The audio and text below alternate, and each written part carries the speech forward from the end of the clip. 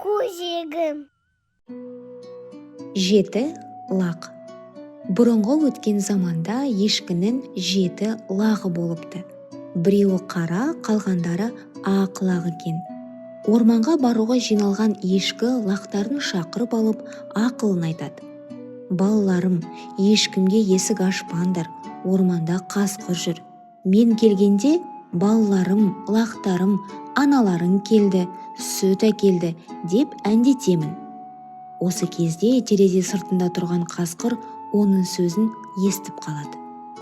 Ешкі кетісімен қасқыр есікті қағып, өзінің жуан даусымен оның әнін айтады. Бірақ лақтар оның бөтен дауыс екенін біліп, есікті ашпай қояды. Қасқыр саудагерге барып бор сатып алады. Бордың бір кесегін жегенде даусы аздап жіңішкерді.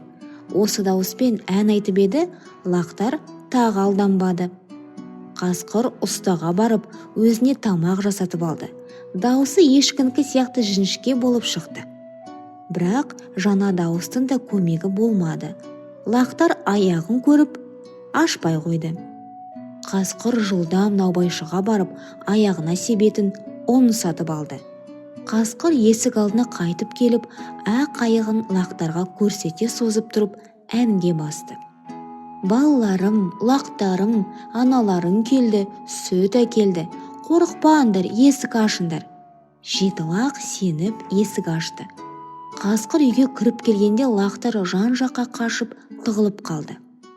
Қасқыр олардың бәрін де тауып жеп қойды. Тек біреуін ғана байқамай қалды. Ол сағаттың артына тығылған еді. Қарны тойған қасқыр ағаш көлеңкесіне жата кетіп ұйқыға кірісті. Ұзамай ешкі үйіне оралды. Есікті итерсе, есік ашық тұр. Ешкі үйге кіріп лақтарын шақырады. Аман қалған бір ақ лақ алдына шығып, болған жайды айтып береді. Ешкі мен лағы үйдің артына шығып қараса, қасқыр көгалда шалқасынан түсіп қорылдап жатыр екен.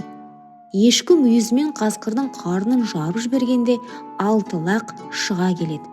Бәрі де аман есен. Ешкі мен лақтардың қуанышында шек болмады. Қасқыр оянбай тұрғанда ешкі оның қарнын таспен толтырып қайта тығып қояды. Шөлдеген қасқыр су ішпек болып құдыққа барады. Сол кезде ішіндегі ауыр тастар оны төмен тартып, қасқыр құдыққа құлады да батып кетеді.